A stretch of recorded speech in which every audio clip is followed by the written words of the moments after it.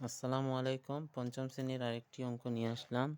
জায়দুল হাসান বাজার থেকে 40 কেজি চাল, 265 টাকার সয়াবিন তেল এবং 588 টাকার মাছ কিনলেন। প্রতি কেজি চালের মূল্য 38 টাকা। তিনি দোকানদারকে 3000 টাকা দিলেন। দোকানদার তাকে কত টাকা ফেরত দেবে? তাহলে লিখতে পারি আমরা, এখানে চালের মূল্য দেওয়া আছে। চাল কিনা হয়েছে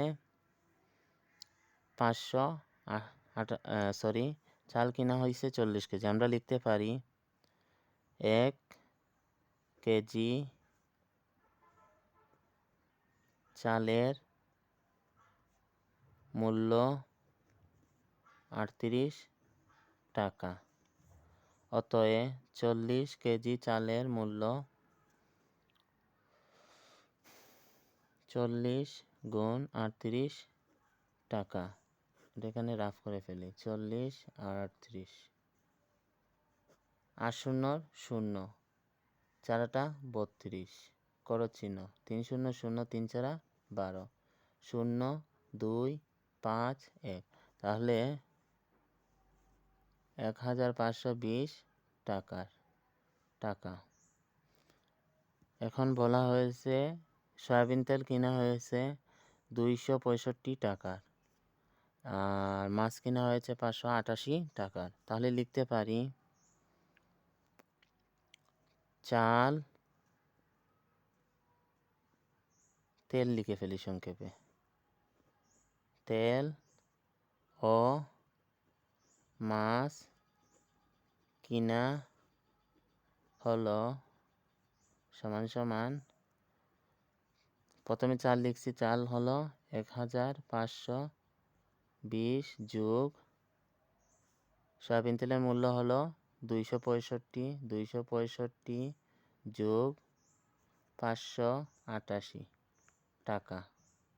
আমরা তিনটাই যোগ করে ফেলবো একসাথে।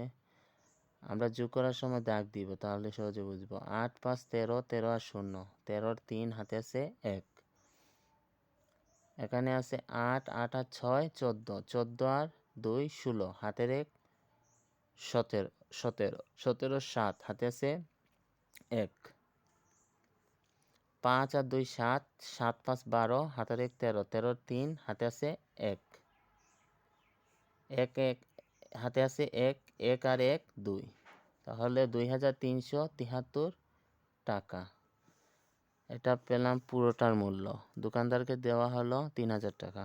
তাহলে লিখতে পারি দোকানদারকে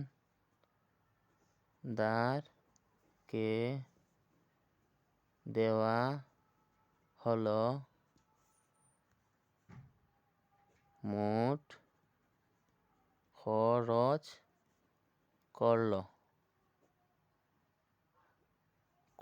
করলেন। দোকানদারকে দেওয়া হলো 3000 টাকা, খরচ করা হলো 2373 টাকা। বিয়োগ করে ফেলবো।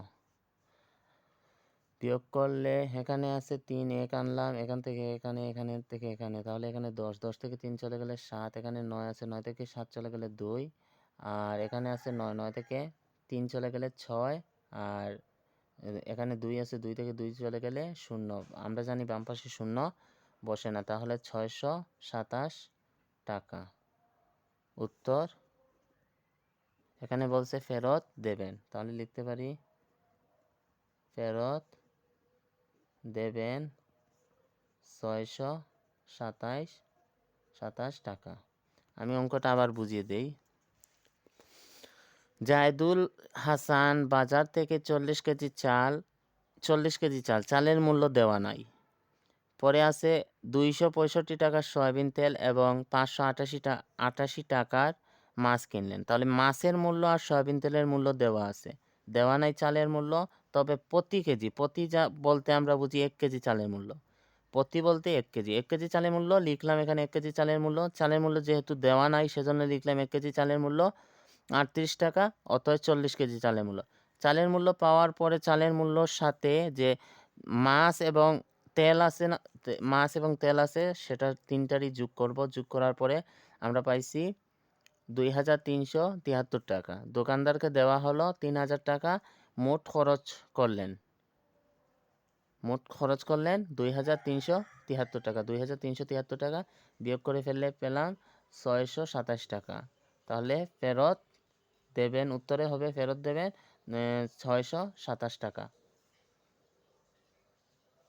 সরি, 627 না তো, এটা বিয়োগ হবে না, 627 টাকা ঠিক আছে। আবার যোগটা আমি বিয়োগটা আমি আবার দেখিয়ে দিই।